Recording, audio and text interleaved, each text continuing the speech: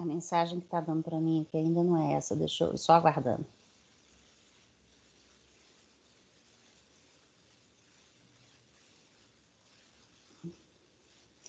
Bem, vamos iniciar o julgamento dos itens pautados para o dia 15 de julho, período da tarde. Começando pelo item 89, doutor Pinheiro.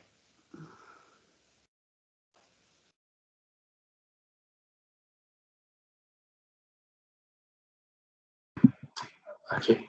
O item 89 é a Liter Construções e Saneamento Limitado. Um recurso voluntário interposto em face de decisão que julgou procedente notificação de lançamento em FLD a envolver rubricas 11, 12, 13, um levantamento A03, aferição notas fiscais. As competências são 3 competências apenas. 1,95, 2,96, 6,97. O lançamento é cientificado dia 21/11/2006. E a prestadora solidária, ela é por edital, é cientificada, afixado em 19/6/2007. E do relatório fiscal, eu extraio um excerto aqui para os senhores. Na impugnação, ele vai alegar pensamento, solidariedade, pagamento efetuado e comprovado e juros. Apenas a Liter apresenta impugnação. É emitido um acórdão de impugnação, eu transcrevi aqui as emendas.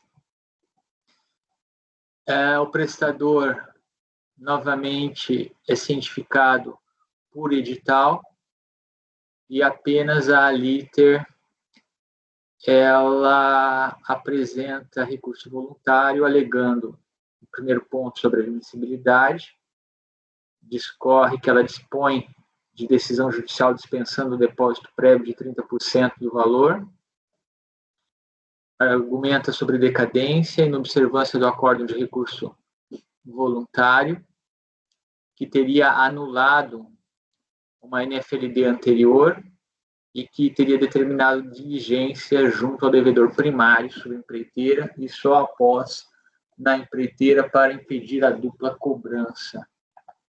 Trata-se de autuação sobre solidariedade, daí ela vai discorrer também o resumo, vai discorrer sobre pagamento efetuado e comprovado, pensamento. Houve uma resolução de junho de 2009 que converteu o julgamento em diligência para que a Receita informasse a data da cientificação da NFLD substituída ao sujeito passivo, em estado a se manifestar sobre a informação de a intimação ter se operado em 20/12/2002, o prazo transcorreu em branco. É o relatório. Sobre admissibilidade, volta agora. Sobre admissibilidade, intimação em 22/11/2007, recurso em 14/12/2007, tempestivo. Não há que se falar em depósito recursal, da súmula vinculante 21 do Supremo. Preenchidos os requisitos de admissibilidade, tomo conhecimento sobre decadência em face da súmula vinculante 8.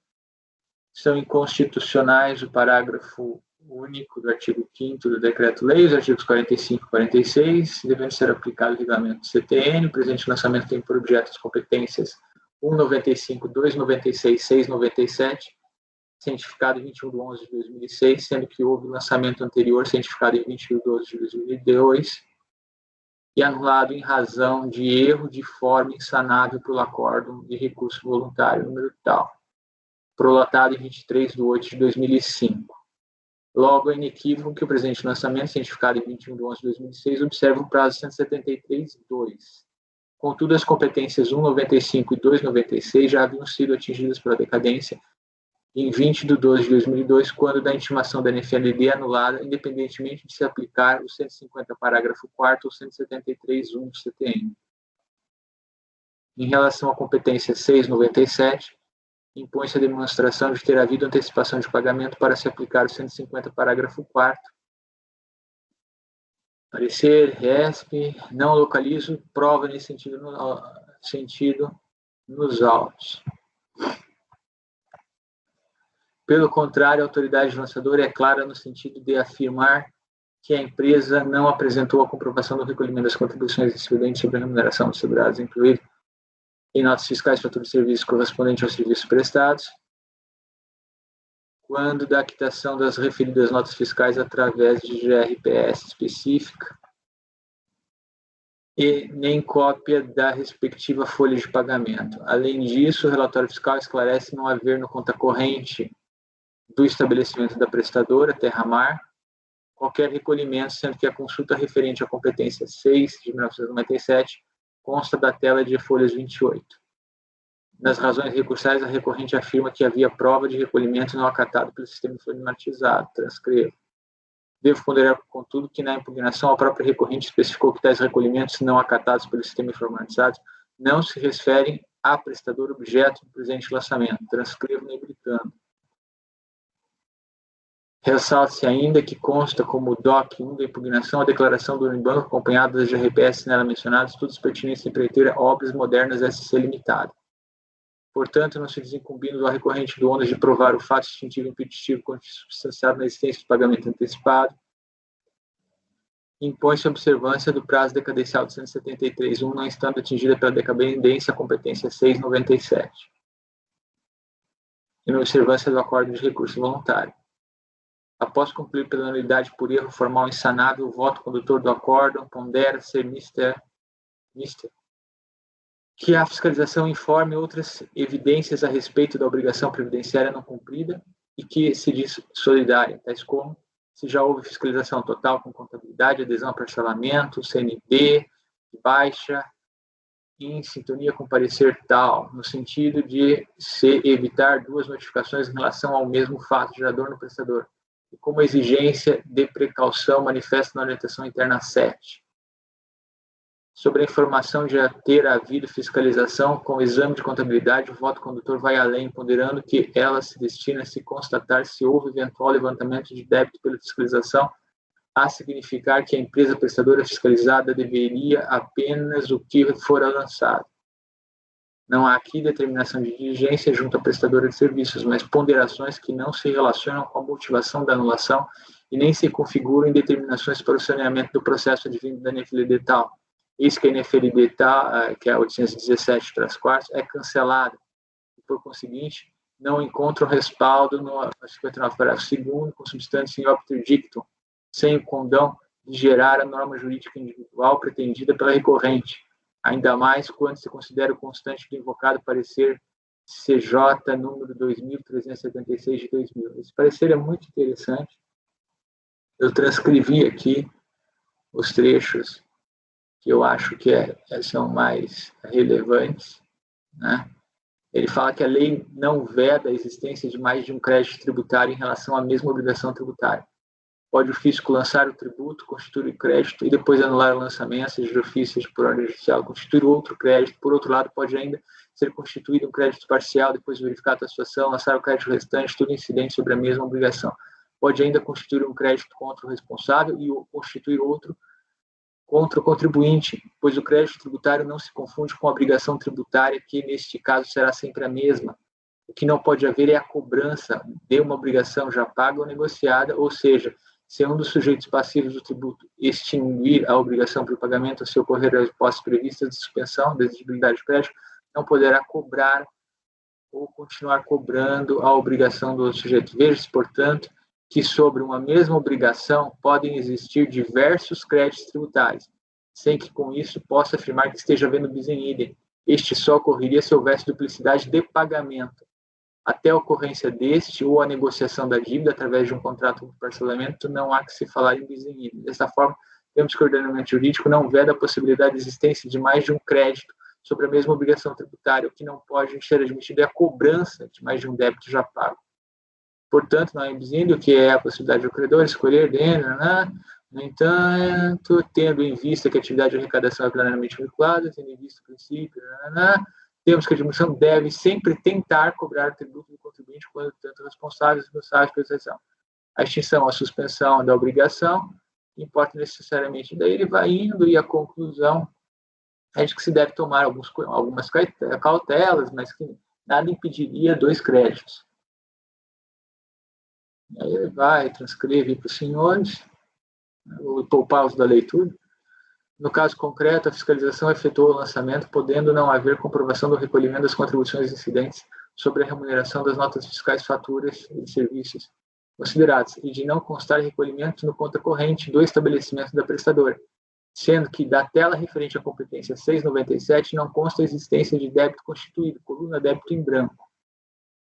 Além disso, o lançamento foi cientificado à prestadora solidária, não tendo prestação apresentada impugnação. Então, aqui eles tiveram cuidado de intimar a prestadora e ela nem apresentou impugnação. Por conseguinte, não prospera a alegação de inobservância do acórdão lá da quarta caixa.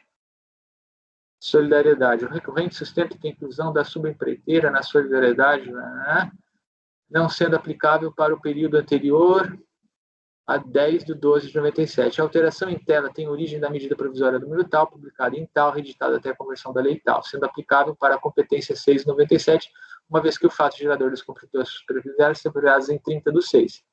Mas pode-se dizer que seria o caso de se aplicar o 195, parágrafo 6º, 90. Eu coloco, ainda que se entenda que houve modificação da contribuição em razão da ampliação da garantia do crédito tributário pela inclusão de responsável tributário a atrair a incidência de 195, parágrafo 6º da Constituição, o recorrente não provou tratar-se de si empreitado, não apresentou documentos relacionados à empresa Terramar, pagamento efetuado e comprovado a pensamento. Eu vou tirar esse não apresentou. Não, o recorrente não comprovou tratar-se de subempreitado. Fica subentendido. Pagamento efetuado e comprovado a pensamento. Não havendo benefício de ordem, o fisco tem a prerrogativa de constituir o crédito tributário em face de qualquer responsável solidário, mesmo que não haja apuração prévia no prestador de serviços. No mesmo sentido, dispõe o enunciado 30 do CRPS. Esse entendimento não disputou do parecer 2376 de 2000. O fato de a fiscalização não ter diligenciado junto à rede arrecadadora, bancos, para questionar sobre a existência de GRPS não constantes do sistema informativo usado é irrelevante, pois a própria impugnação afirma que tal situação se refere à empresa moderna. Ao alegar ter havido pagamento das contribuições, cabia ao recorrente a prova do fato distintivo, mas tal prova não foi apresentada e a prova solicitada é impertinente, pois se direciona à demonstração de pagamento não pertinente a derramar. Por fim, o recorrente alega que seria cabível o aproveitamento de 2 guias genéricas, mas as guias apresentam-se como não vinculadas ao lançamento, não por serem genéricas, mas por se referirem a outra empresa que não a Terramar, conforme asseverou o voto condutor do acórdão de impugnação. Disposto o voto por conhecer do recurso voluntário e dar-lhe provimento parcial para declarar a decadência em relação às competências 195 e 296.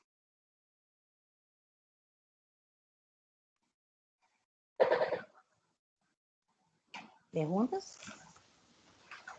Aqui não seria solidariedade o artigo 30, inciso 6º? Está citando o 5º aqui. Onde eu citei o 5º? Na página 8.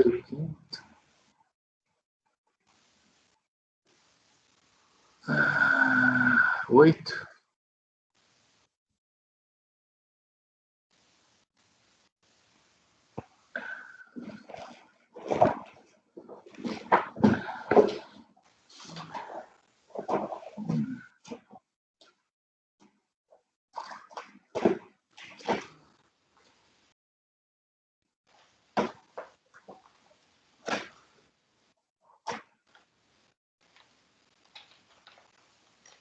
De fato, hoje houve um erro de digitação.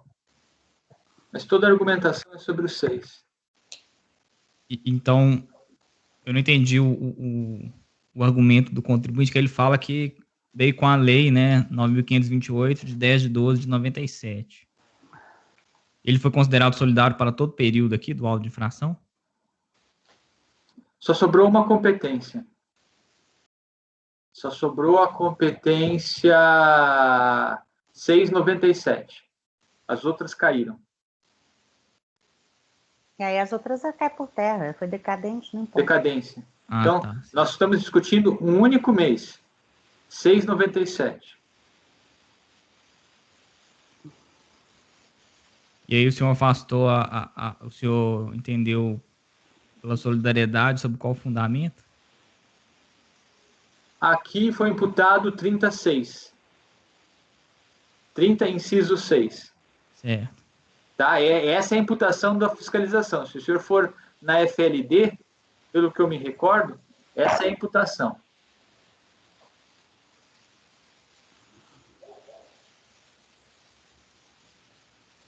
Deixa eu abrir lá, eu vou verificar. O argumento do senhor é o seguinte: o recorrente não provou tratar-se de subempreitada. Não apresentou documentos relacionados à empresa Terra Mar, Comércio e Construção. Mas mesmo que fosse subempreitada, qual o problema? Isso aí é na época da solidariedade, não é na época de retenção. É que o ponto é o seguinte: a redação original não tem estes com a subempreiteira. Não, mas não importa, porque antes era só responsabilidade solidária, então não importa se a construção civil era... Esse eixo com a subempreiteira é quando foi incluída a retenção. Mas eu estou falando do 36. Veja lá a redação, por favor. Eu não entendi o seu ponto. A DRJ foi mais ou menos nessa linha, mas eu também não entendi a colocação deles. A responsabilidade era solidária independentemente se fosse empreitada total ou subempreitada. Não, era indiferente isso. Então não precisava disso. Eu estou até lá no artigo, tem lá.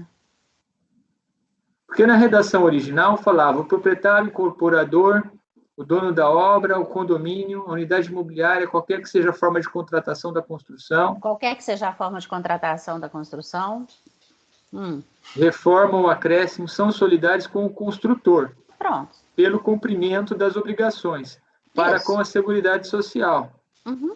Ressalvado o seu pedido regressivo contra o executor ou contratante da obra admitida a retenção, a importância a estes devida para garantir o cumprimento dessas obrigações. Essa redação depois que foi criada a retenção, para esse período... Essa é a redação original.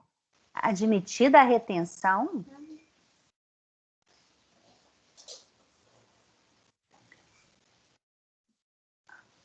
Pela lei 9, o dono da obra...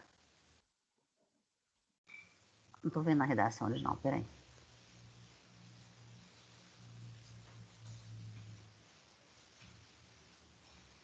Eu estou com a lei compilada aqui.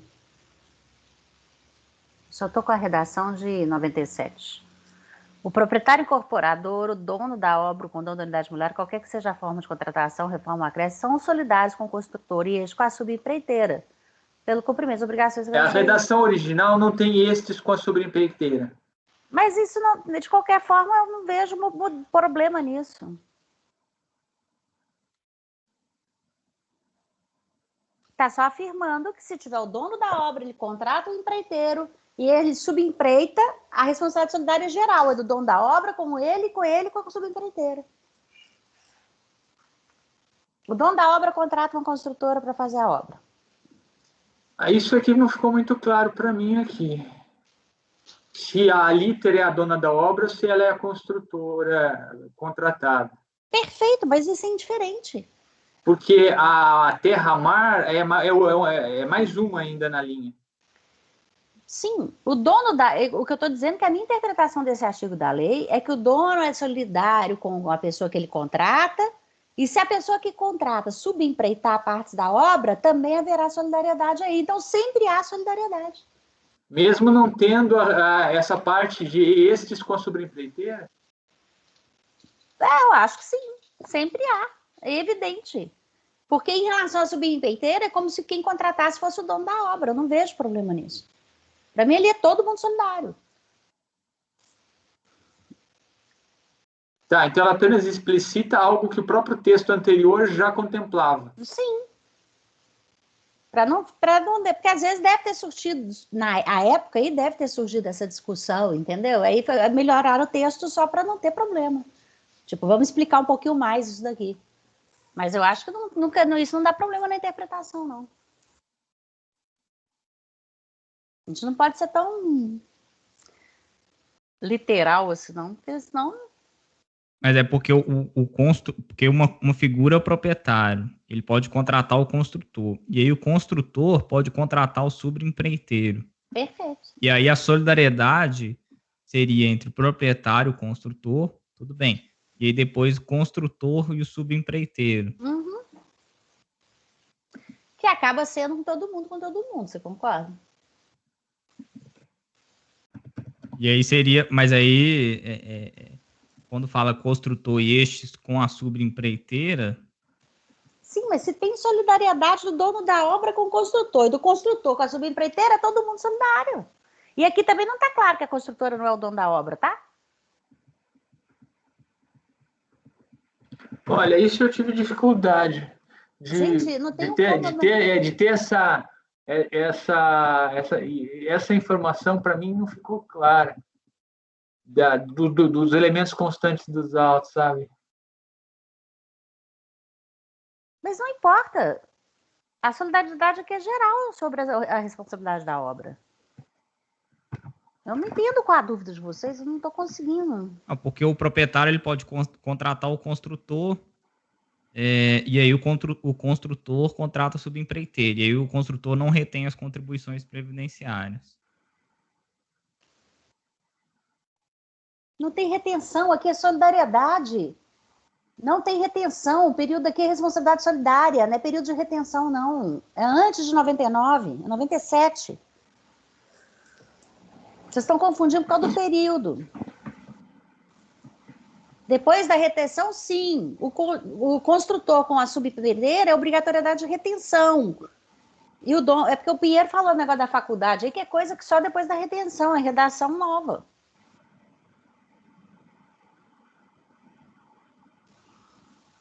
Tem isso não. Não tô, vocês estão complicando, não estou entendendo. Não, eu fiquei na dúvida porque para mim ficou indiferente falar que não comprovou tratar-se de subempreitada. Eu também acho que é indiferente. Para que isso? É época de solidariedade. E aí eu tô tentando entender o argumento dele, né? Se faz algum. Acho que pode excluir essa parte. Veja, na hora que ele fala, são solidários com o construtor e estes com a subempreiteira, é a mesma coisa, eu sou solidária com meu irmão e o meu irmão é solidário com a minha outra irmã. O ponto, Então, doutora Miriam, a senhora tem que abrir a lei, a redação original, não tem o texto aí da Previdência lá da Anfip, aquele livrinho fácil? É porque aqui na internet, não tem não. A internet não está me dando a redação. Tem que ler a redação original. Porque mas ela só fala localiza. estes com a subempreiteira, não é isso? Lê para mim. Aqui na internet não tem. Deixa eu ver só. Mas qual é a competência aí mesmo que sobrou? Deixa eu só achar uma coisa aqui. Artigo 30. Foi 97 a competência? Acho que foi, né? 697. Ah, tá. Então foi anterior a essa redação aí mesmo.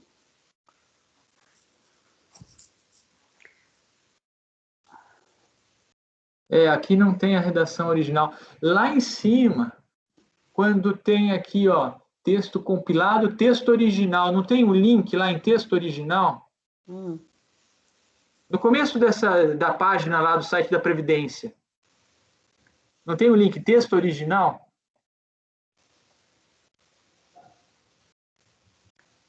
Tá, lê para mim. Achou o link? Achei. Clica ali, aí vai no artigo 30, lá está o original do 6. Ó, o proprietário incorporador definido na lei tal, o dono da obra ou o condômino da unidade, qualquer que seja a forma de construção da construção civil, reforma ou acréscimo, são solidários com o construtor, pelo cumprimento das obrigações para com a Seguridade Social, ressalvado seu direito regressivo contra o executor ou o contratante da obra e admitida a retenção importância a esta devida para garantir o cumprimento da obrigação. Esquisito demais falar de retenção na época que não tinha retenção, né? Não é estranho? É que ele se eximia se fizesse a retenção. Mas não tinha retenção. Mas falava.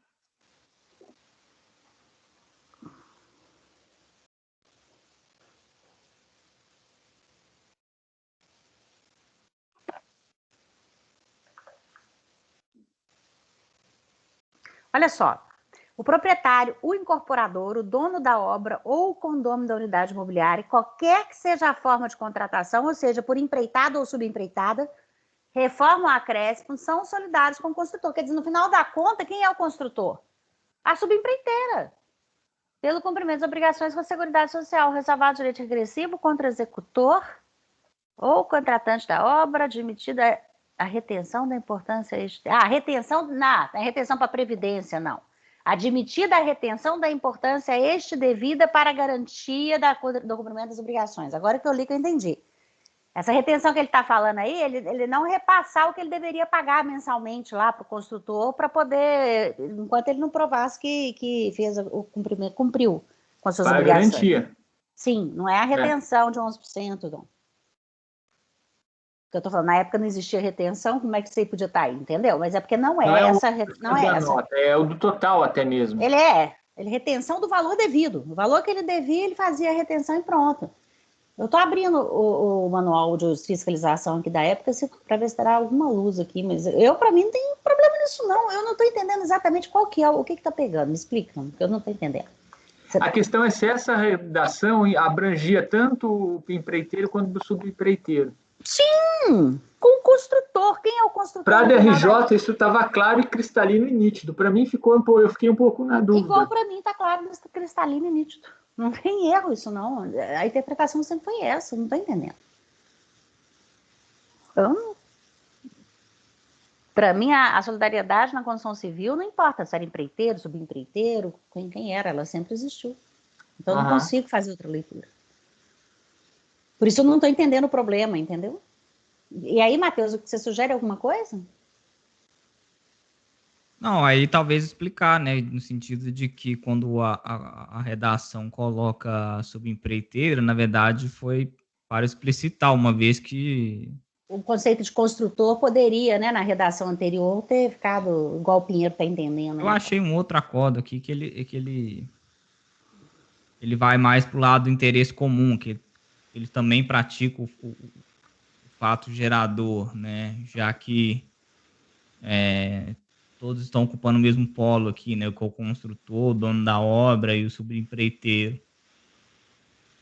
Sim. Ele vai um pouco nessa linha, o 2402.008.861. E aí o raciocínio fica completo aqui, que é inclusive de 96 esse período de apuração. 2402?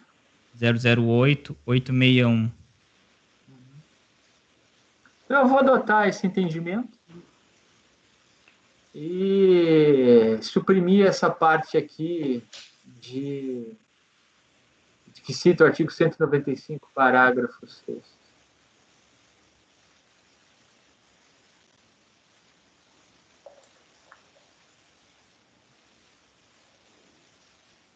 Uhum.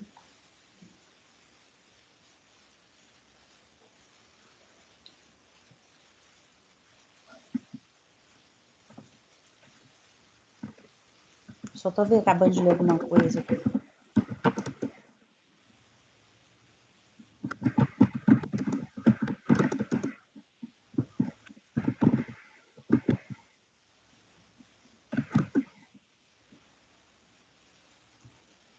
Bem, então você vai falar isso aí, né, Pinheiro? Sim. Eu vou falar que a alteração advinda da medida provisória 1523-9, que depois é consolidada na Lei 9.528, ela simplesmente explicita interpretação que já era feita, né? No sentido de que qualquer forma de contratação estaria a envolver também o subempreiteiro. Então, na verdade, essa solidariedade ela já existia diante da redação original. E essa linha de interpretação, inclusive, ela se conjuga com o próprio artigo 124.1 do CTN, né, como o doutor Matheus aí nos trouxe.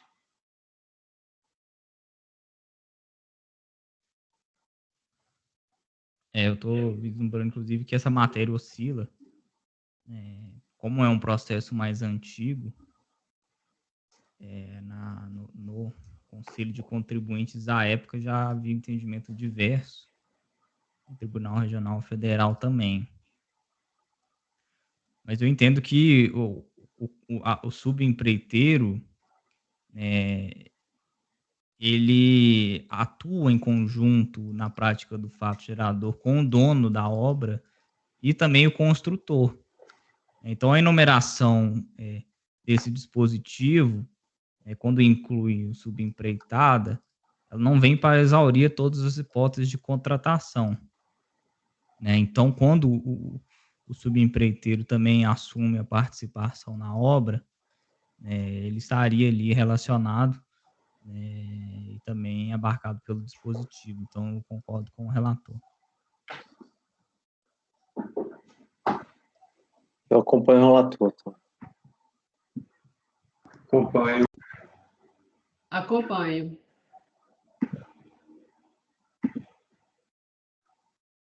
Tá sem áudio.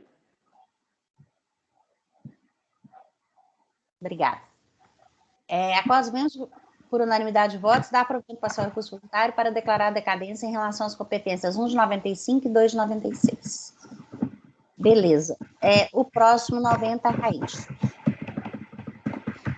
O próximo é meu, seguindo a temática da pauta, seção de mão de obra também, importadora de frutas lá, Violeteira, 2007, 80, o final.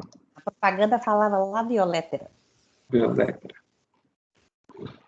Aqui, creio que não será tão difícil, ou demandará tanto tempo como foi o doutor Pinheiro.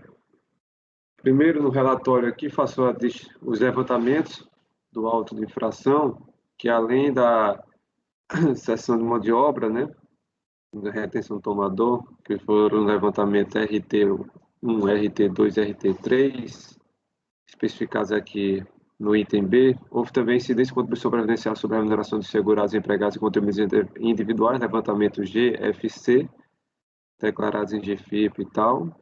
E o C, que é a diferença de juros e multa pagos a menor nos recolhimentos feitos com atraso, que seria o levantamento DAO. Tá? Na realidade, tanto na impugnação quanto em seu recurso voluntário, contribuinte surge apenas em relação ao levantamento exposto no item B, que seria a seção de mão de obra. Tá? Quando a apresentação da impugnação houve uma realização de diligência, tá?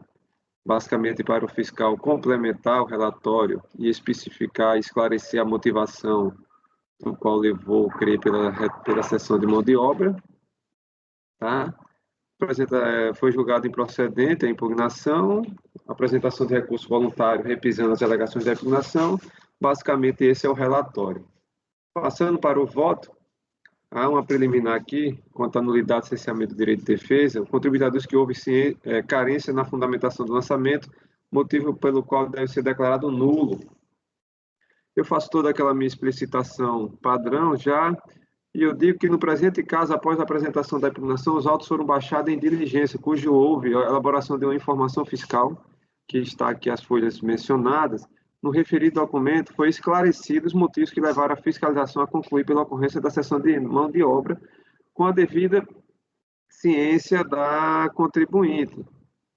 Tá? Dito isto, eu digo que, apesar, em que pese uma eventual deficiência, tanto que eu boto entre aspas, na fundamentação dos fatos do relatório fiscal original, eu digo que a infração foi claramente e suficientemente descrita nos fundamentos de débito e tal, e não obstante tal deficiência, isso não prejudicou o exercício do direito de defesa do recorrente, pois houve a elaboração dessa informação fiscal, esclarecendo os motivos, e dessa informação a contribuinte tomou ciência. Portanto, não há que falar em nulidade. Tá?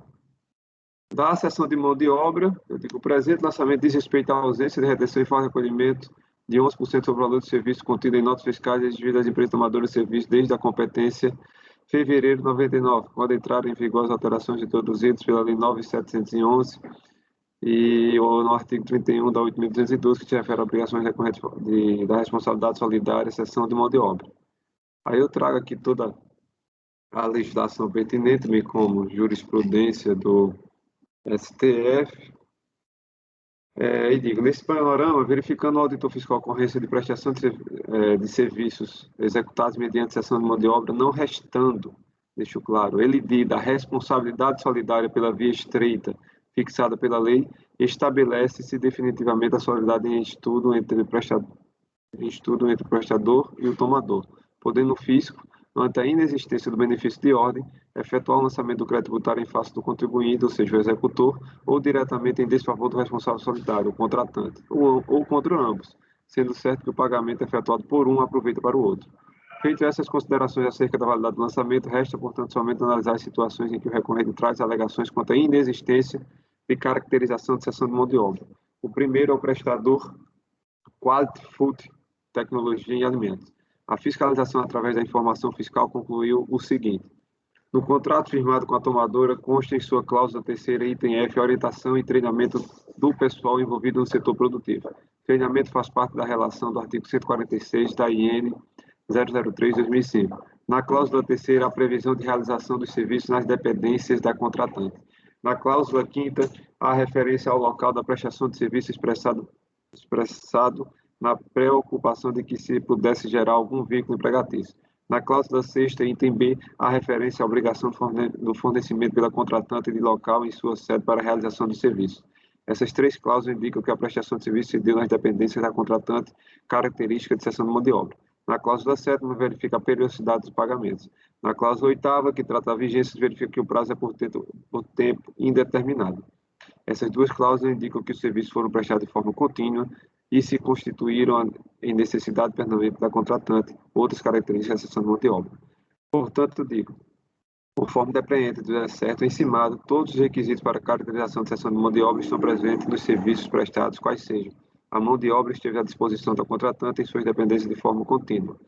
Neste diapasão, estando o serviço no rol da legislação e comprovada a caracterização de demonstração de mão de obra, mantém-se incólume no lançamento quanto a este prestador. Os outros prestadores eu fiz aqui de maneira conjunta porque eles são empresas optantes pelo Simples. Digo, tanto a autoridade lançadora, bem como quanto a DRJ, entenderam que caberia a retenção dos 11% sobre o serviço prestado por empresa optante pelo Simples. Se não, vejamos. Trago aqui o que disse a informação fiscal, que se ateve à questão do tempo, da lei no tempo, né? A dispensa da retenção das empresas optantes pelo Simples vigorou apenas em janeiro de 2000 até agosto de 2002, revogada pelo tal. Aí diz a fiscalização que o período de lançamento é posterior, portanto, caberia a retenção de empresas pelo Simples, optantes pelo Simples. A DRJ foi basicamente no mesmo sentido, conforme depreende está aqui, e eu digo, todavia, diversamente do fundamento encimado, entendo que a recorrente estava desobrigada a reter os 11% a título de contribuição social das prestadoras de serviços optantes pelo Simples, mesmo nos períodos posteriores a setembro de 2002. Neste aspecto, a jurisprudência do STJ se consolidou na extensão para todas as empresas optantes pelo Simples Nacional. Na matéria foi apreciada pelo plenário do STJ sobre o reduzir dos recursos repetitivos. Aí eu cito aqui, quando a decisão no recurso repetitivo é de obrigação, aplicação obrigatória nos termos do artigo 62A, também colaciona. Diante do exposto, a Procuradoria-Geral da Fazenda Nacional emitiu ato declaratório PGFN 10 de 2011, que autorizou a dispensa, apresentação, aqui também o colaciono. Portanto, inexistindo dúvida quanto à opção do Simples das empresas, eu digo, nesta diapasão deve ser afastado do crédito relativo às contratadas comprovadamente optante pelo Simples, quais sejam BIL, digitação e planilhamento de dados limitados, e ao CONS, consultoria e projeto de tecnologia de informação, correspondente, respectivamente, aos levantamentos RT1 e RT3. Portanto, voto no sentido de conhecer do recurso voluntário para rejeitar a preliminar e, no mérito, dar-lhe parcial provimento para excluir os levantamentos RT1 e RT3, correspondentes às empresas optantes pelo Simples. Esse é meu voto.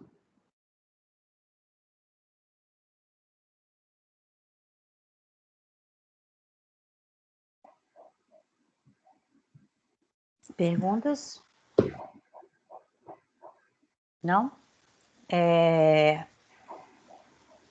Pinheiro, Acompanha o relator.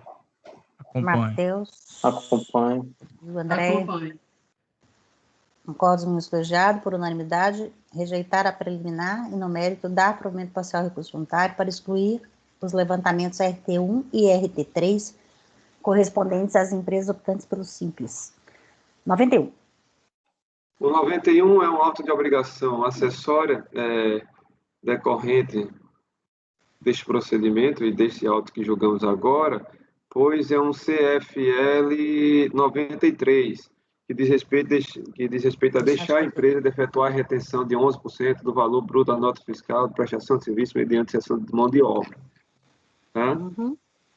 Aí eu trago aqui minha fundamentação, há uma preliminar nulidade, a qual afasto, não observo aqui a nulidade, pois a auto-infração foi devidamente fundamentado e motivado.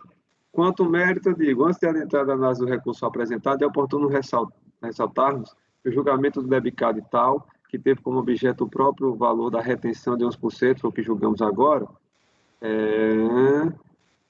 foi realizado em conjunto, ou seja, na mesma sessão de oportunidade, resultando num acórdão aqui que vai gerar o número, e já ter o resultado por unanimidade, e o provimento parcial ao recurso voluntário vai afastando o crédito referente às empresas optantes pelo Simples. Aqui colaciona a emenda do processo anterior. Observe a decisão encimada que parte do crédito foi considerado improcedente. Todavia, tal fato em nada altera o valor da multa aplicada, uma vez que tal valor é fixo, independente do número de meses em que constada a falta de empresas que prestaram serviço mediante cessão de mão de obra, nos termos da lei e tal. Assim, permanece a infração relativa à falta de retenção de 11% sobre as notas fiscais da empresa Quality Food, Tecnologia em Alimentos, prestadora de serviço mediante cessão de mão de obra. Não há como prosperar, por conseguinte, o pleito da recorrente no sentido de extinção da parcela da multa exigida, já que esta não sofrerá qualquer alteração. Portanto, voto no sentido de conhecer do recurso voluntário para rejeitar a preliminar e no mérito legal de provimento. 7. Pinheiro, Acompanha o relator. Acompanho. Rodrigo, Acompanho. André, Acompanho. acordos menos por unanimidade, rejeitar a preliminar e no mérito negar provimento. 93, Pinheiro. Não, tem outro ainda, tem 92. Fiz coisa errada aqui então, peraí. Esse é o 91 que a gente jogou agora. São dois autos de aplicação acessórios. Eu fiz alguma coisa errada. O do Pinheiro foi declarar a decadência de duas competências, 89. O 90 foi para excluir os levantamentos RT1 e RT3. Isso. Isso. Ah, tá. O 91, rejeitar a preliminar e no mérito negar provimento. Perfeito. Agora é o 92, desculpa. Isso. Então tá certinho, não fiz nada errado não, eu só pulei o número. 92, final 2009, 75. A mesma empresa. E aqui é um CFL 38, né? Não apresentação de documentos. É outra ação fiscal, né? Nada a ver com a primeira, o ano muda. Mas, apesar de um ano mudar, pelo que consta aqui do relatório fiscal, trata-se mais ou menos a mesma coisa. Então vai lá. Tá? Só lendo o relatório aqui rapidinho. O relatório fiscal, só um resumo. O relatório fiscal aduz que a empresa autuada, regularmente intimada, deixou de apresentar fiscalização os relatórios de horas trabalhadas e de atividades desenvolvidas relativos a serviços terceirizados prestados por Quality Food, BL Digitalização e Alcoms. Essa conduta, segundo o fiscal atuante, caracterizou a infração no parágrafo 2º e 3º do artigo 33. O contribuinte regularmente intimado apresentou impugnação, DRJ Curitiba manteve, apresentou recurso voluntário, especificando aqui todos os seus argumentos, o qual eu transcrevo. Enfim, passando para o voto, recurso intempestivo dele conheça, preliminar, mais uma vez aqui eu trago dizendo que é incabível falar em nulidade, pois o ato foi devidamente motivado e fundamentado, conforme depreende dos anexos, relatório fiscal, aplicação da multa, FLD. E quanto ao mérito, eu digo,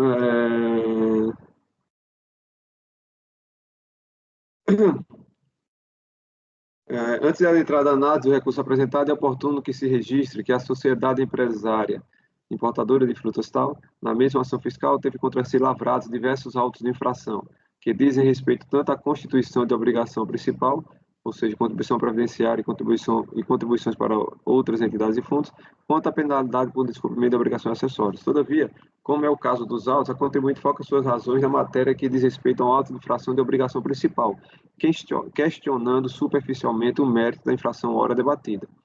Dito isto, as alegações relativas à cessão de mão de obra não serão analisadas no presente caso.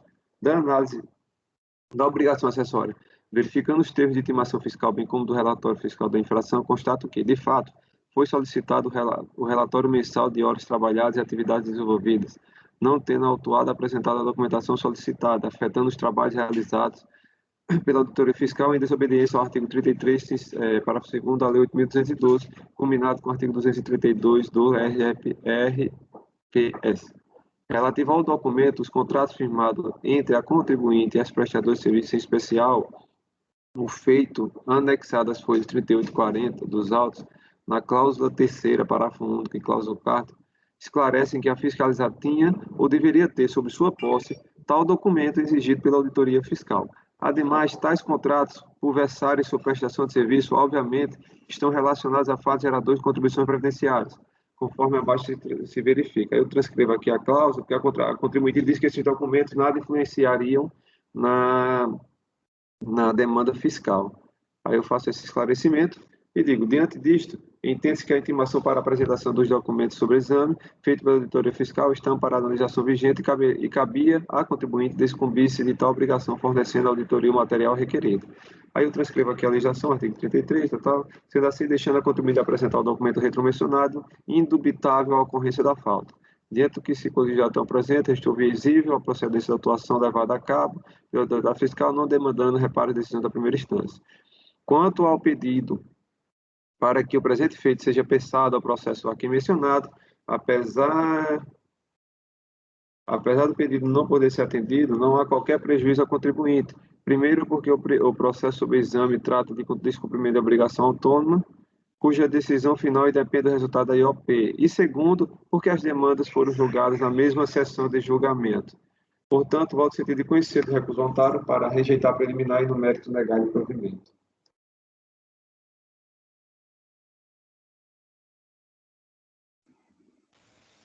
Pinheiro? Acompanhe, relator. Acompanhe. Acompanhe. Andréia? Meu mouse está dando problema, acompanho. Então, por unanimidade, votos rejeitar a preliminar e no mérito negar provimento ao recurso voluntário. Agora sim, tem 93, Pinheiro. Item 93. Pro. É um CFL 68. Recurso voluntário. Contra a decisão que julgou o procedente auto de infração. Cientificado em 28/4/2007. Eu transcrevo aqui uns trechinhos do relatório fiscal, nos quais ele cita os quadros utilizados para apurar a base de cálculo das contribuições que compõem a base de cálculo da multa. Então, aqui eu coloquei em destaque que teve pagamento de vale transporte em pecúnia. Também teve ticket de alimentação. Mas, de qualquer forma, aqui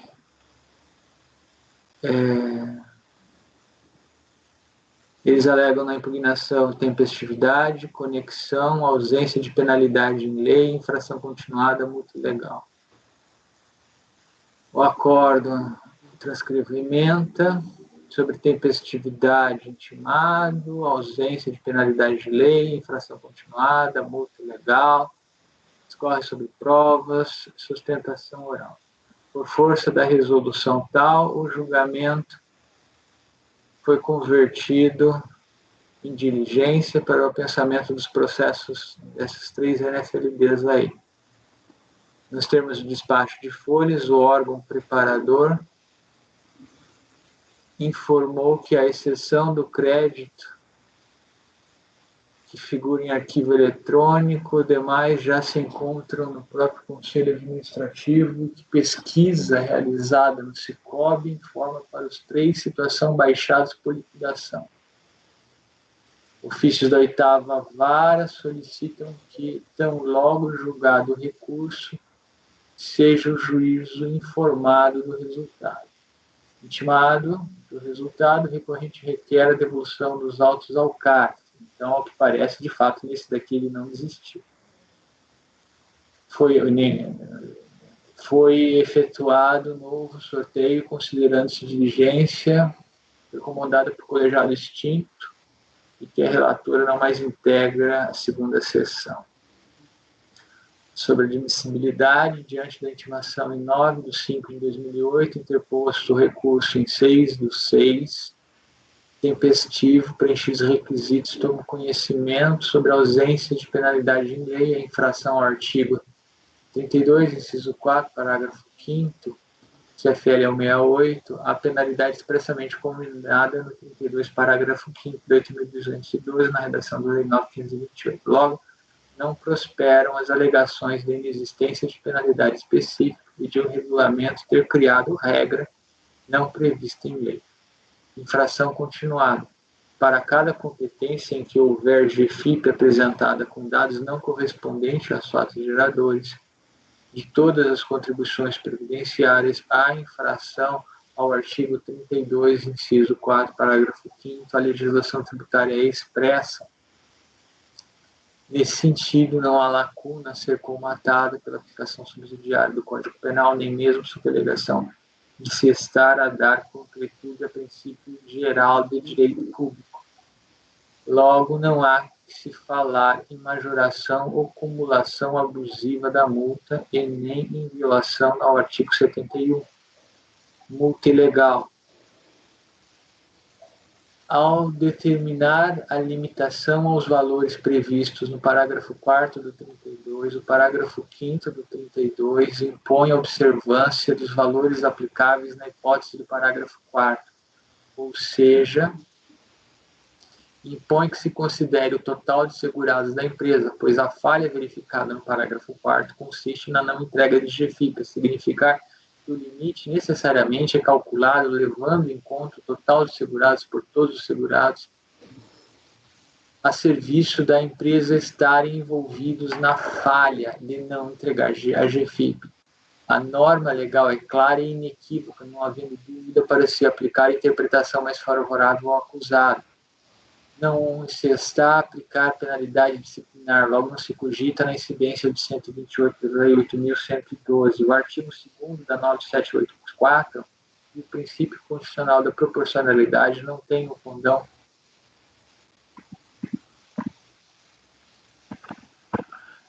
condão de afastar a norma legal tributária expressa, não sendo o presente colegiado competente para acolher alegação de ilegalidade ou inconstitucionalidade do parágrafo 5º do artigo 32 da 8.212. Entre parênteses, fundamentos, assim não subsistem os argumentos tecidos para alicerçar a alegação de ser a multa manifestamente abusiva e legal. Contudo, tendo havido a devolução do capítulo integrado e incumbindo ao julgador determinar a qualificação jurídica aplicável ao caso concreto, a alegação em tela deve ser acolhida parcialmente em face do ato declaratório PGFN 4 de 2006, pois não pode subsistir a multa ter por base de cálculo contribuição previdenciária calculada a partir de vale transporte pago no pecúmio, e em face do 106.2c e da súmula CARF 119, pois a multa deve ser recalculada em conformidade com a portaria conjunta 14, se mais benéfico para o sujeito passivo. Por fim, registro que a diligência evidenciou que as notificações fiscais de lançamento conexas, aquelas 3, restaram baixadas por liquidação. Em relação à NFLD final-5, foi proferido o acórdão 2402.3.490, 2013, negando provimento ao recurso voluntário interposto contra acórdão de impugnação que julgara procedente a autuação. Em relação à NFLD-6, o acórdão aí agora de 2014, em face do pagamento do crédito tributário, não conheceu do recurso voluntário interposto contra a corda de combinação que julgara procedente o lançamento. Em relação à NFLD-4, foi lavrado um despacho pelo presidente da 4ª Câmara da 2ª sessão de julgamento, devolvendo o processo à repartição de origem pelo recolhimento do crédito e desistência do recurso voluntário interposto contra a corda de impugnação que julgara lançamento procedente. Provas. Não prospera o protesto genérico pela juntada posterior de provas, eis que, não observado o regramento específico e preclusa a oportunidade, além de tal pedido ser manifestamente desnecessário e meramente protelatório. Sobre a sustentação oral, nos termos de dispositivo lá do anexo tal, do regimento interno, com as alterações, a publicação da pauta, a divulgação na internet será feita por 10 dias, sendo a reunião de julgamento não presencial prevista no RICAP, de acordo com a portaria, facultada às partes, mediante solicitação, aqui já é conhecido dos senhores. Então, a gente tem que adotar os procedimentos prescritos para efeito de sustentação oral, mediante gravação, o suposto voto por conhecer do recurso voluntário, dar provimento parcial para cancelar a multa, a ter por base de cálculo contribuições previdenciárias calculadas a partir de vale transporte pago em pecúlio, e determinar-se mais benéfico para o sujeito passivo o recálculo da multa em conformidade com a portaria conjunta 14 de 2009. Eu só observo que na sua emenda você não fala da conexão. E eu tenho todos os meus AIs que tem conexão, eu coloco da conexão com obrigação principal. Eu acho que isso foi pedido para fazer. Eu não me recordo de ter pedido para colocar na emenda.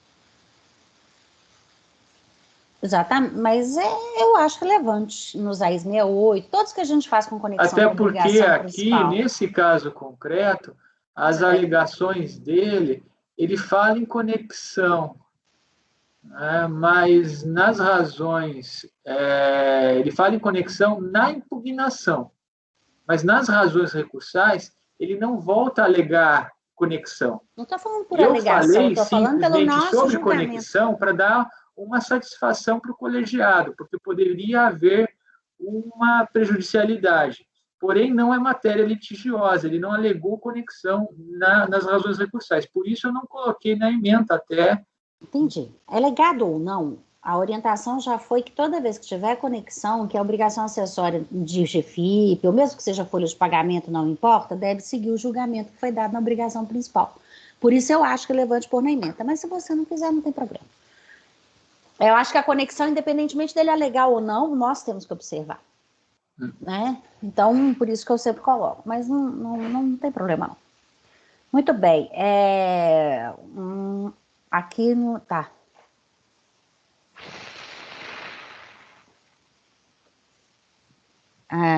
Matheus. Acompanho. Acompanho.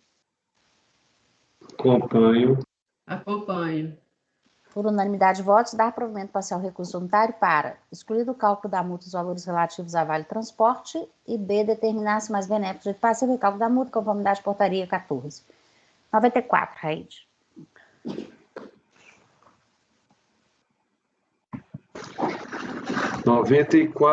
É um final 2010, 93, Multilimp Conservadora de Serviços Limitadas, que é um CFL 78. Tá? Passar direto para o voto, fica mais fácil. Há uma preliminar aqui, nulidade e ausência de motivação, também aí já afasto. Não há que falar em ausência de motivação, o auto foi devidamente motivado e fundamentado. Tá? Conforme dependência do relatório fiscal da infração, relatório fiscal da aplicação da multa, enfim, e demais anexos. Há um pedido de perícia, e junto dele ele também pugna até pela uma eventual nulidade da decisão de piso, também afasto, até porque, além de ser incabível, né, considera-se não formulado, porque não foi indicado os quesitos, nem tão pouco o perito.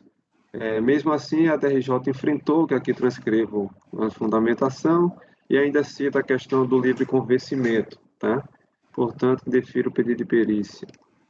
Em relação ao mérito, eu digo, antes de adentrar na análise do mérito, é oportuno registrar que a contribuinte relativamente ao auto de infração relativa à obrigação principal, qual seja, debicade, aqui mencionado, consubstanciado no PAF aqui descrito, aderiu ao parcelamento, havendo desistência total do recurso e, consequentemente, concordância com a infração lançada. Dito isto, toda a argumentação da contribuinte em relação ao lançamento da obrigação principal cai por terra. Sendo assim, nos cabe tecer apenas algumas considerações ou razões acerca do mérito da obrigação acessória que fazemos a seguir. Aí eu transcrevo aqui a legislação, bem como toda a fundamentação, CTN, falo da guia da GFIP e digo ao final. Cabe destacar que com a publicação da MP 449, convertida na Lei 11.941, foram revogados os parágrafos 1º, 3º e 3º ao 8º do artigo 32 da Lei 8.212, criando o artigo 32A com nova sistemática de aplicação de multas. Dessa forma, com a nova sistemática introduzida pela MP, a conduta de deixar de apresentar a declaração de que trata o inciso 4 do capítulo 32 da 8212, ou apresentar a declaração com incorreções ou omissões, passou a ser apenada na forma do artigo 32A. O auditor fiscal, portanto, a depender da data da ocorrência do fato gerador da infração relacionada à GFIP,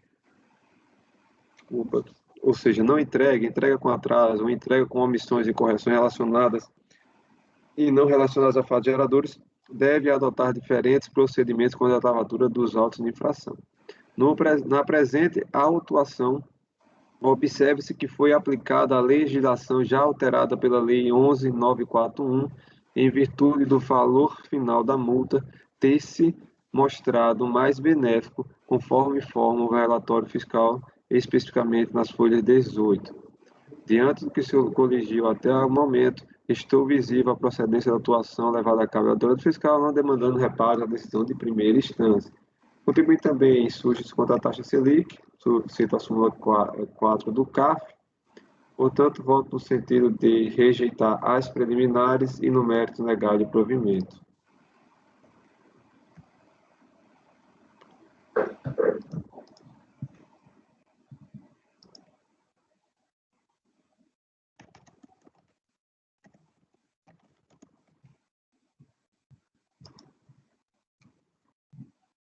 Eu só estou checando aqui o relatório da multa, porque eu não entendi porque ele lavrou 78 e não 68.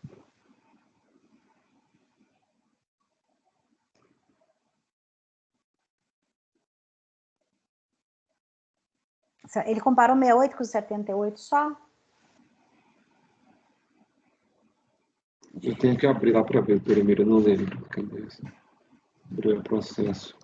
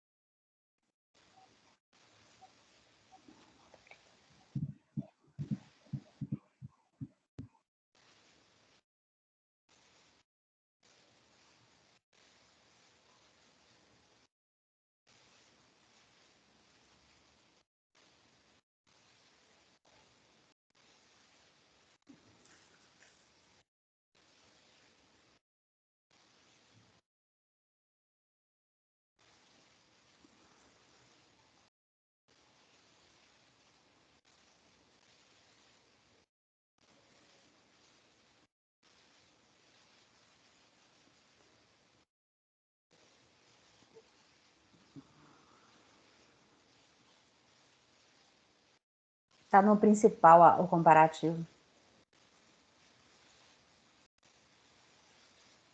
Você sabe falar no principal qual foi a multa de mora que foi aplicada? Foi mora, né? Foi mora. Deve ter sido mora, já aplicou, já fez o comparativo, né? Para o mais benéfico. Mas eu não sei que eu não tenho acesso ao principal, né? Qual que é o número dele? É porque que Eu perguntei ao acontece? sistema informatizado da RFB, né, que seria a senhora, obviamente. E É o seu oráculo? é, E o oráculo disse... não, aí eu perguntei qual o resultado e tal da obrigação principal, houve a desistência do recurso, né? Apenas isso. Né, Tá, por conta do mas você tem o número dele? tenho, tá aí descrito, é o Ao que parece, ele fez comparativo errado. Ele fez comparativo de 68 com 78, em vez de fazer aquela soma de multas igual manda a portaria. Então, nesses casos, o que acontece é que normalmente 78 é mais benéfico, porque ele dá o valor de R$20 para cada grupo de 10 informações erradas. Então, assim, aqui pese o comparativo ter sido feito por conta dele, porque você vê que ele é de março de 2010, mas já tinha a portaria 14 nessa época, não tinha? A portaria 14 de 2009, né? A MP de 2008. Estranho. Tem o número do processo principal aqui? 15, Espera aí que eu vou fazer a consulta. tá no primeiro parágrafo do mérito da obrigação acessória. No mérito. Mérito, obrigação. Tanto no, 15, vi. Só para ter certeza do que ele fez, sabe?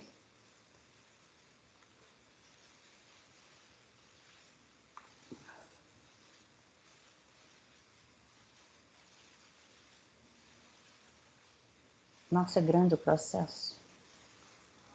Tarará, volume 1, vamos ver.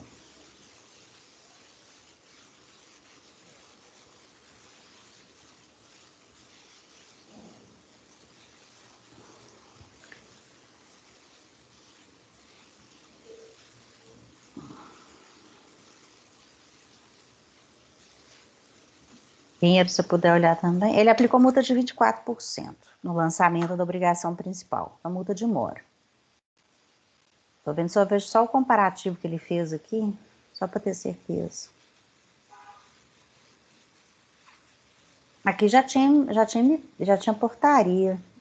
Pelo que eu estou lendo do relatório fiscal, ele não ele fala que nas competências já mencionadas, o sujeito passivo declarou GFIPs com valores devidos de contribuições previdenciárias inferiores aos recolhidos, conforme consulta de valores a recolher lá. Na ocorrência de valores recolhidos superiores a valores declarados, o sujeito passivo é intimado a apresentar novas GFIPs. Não, A e eu tô empresa vendo não aqui. apresentou qualquer retificador.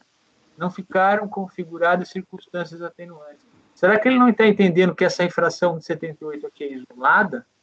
É porque teve 68 lavrado também. Na Esse mesma ação 78 é a fiscal, teve hipótese da 68 e isolada. 69. Teve 68 e 69 na mesma ação fiscal. Então, teve 68 e 78. É. Me parece que esse Tem que daqui ver ele se não não constituiu o coincide. principal, porque já tinha LDC. Pois é, tem que ver se não é a mesma competência.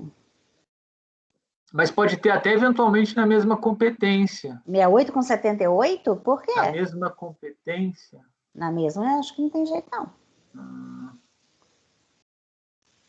Você achou que aqui... Não, na mesma não. Na mesma não tem jeito, não. Na mesma não. Aquele que você falou que o 78 deve ter sido por quê? Esse 78 deve ter sido isolado, porque ele não constituiu o crédito, ele já deu por confessado. Então ele só fez 68 versus 78.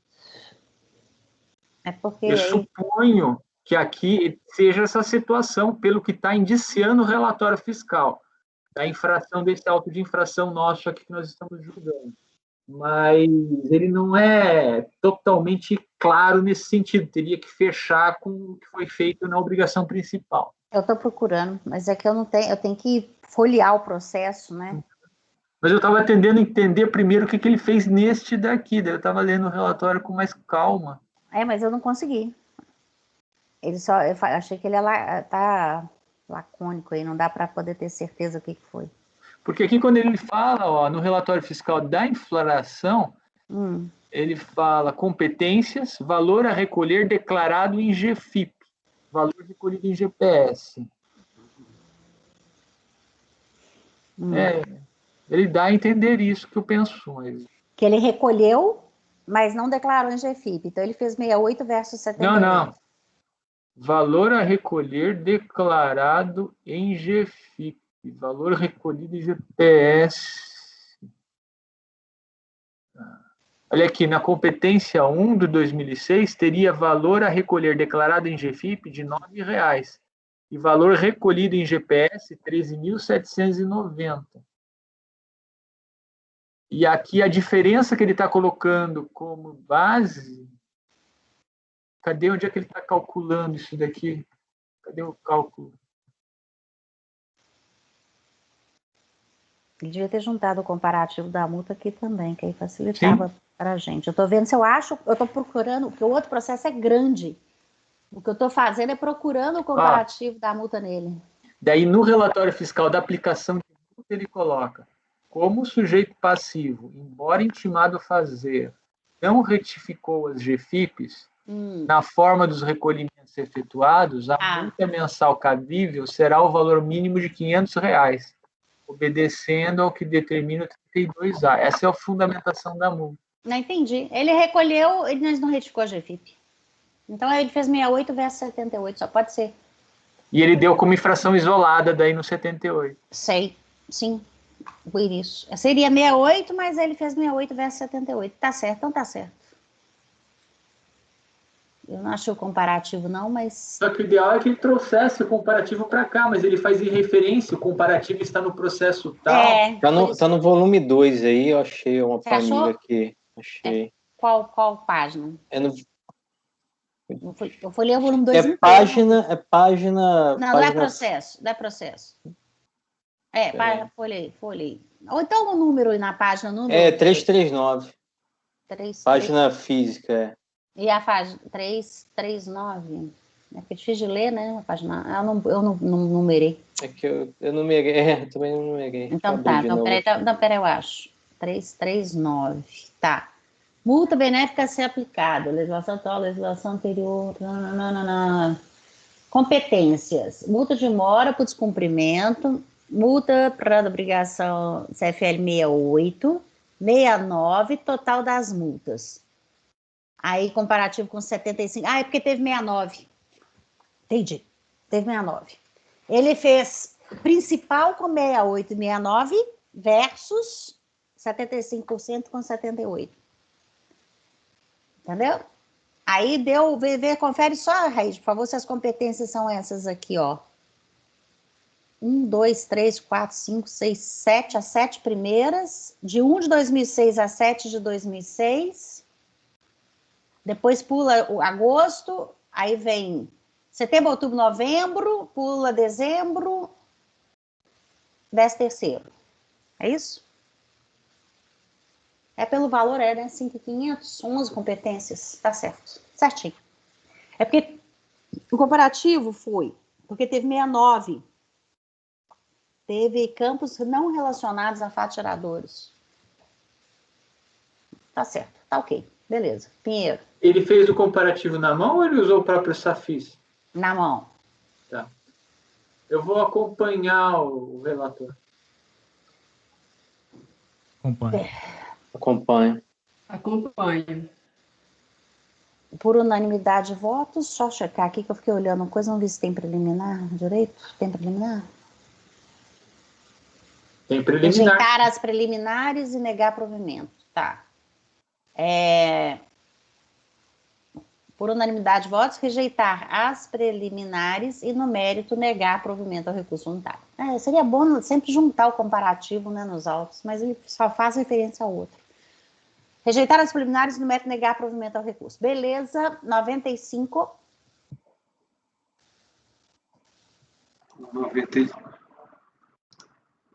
95, a mesma empresa, final 2010, 49. Também um auto de obrigação acessória, nesse caso CFL 38. Tá? Passando diretamente para o voto, as duas preliminares são idênticas, seja nulidade, nota de infração, bem como pedido de perícia ou diligência, as quais afastam.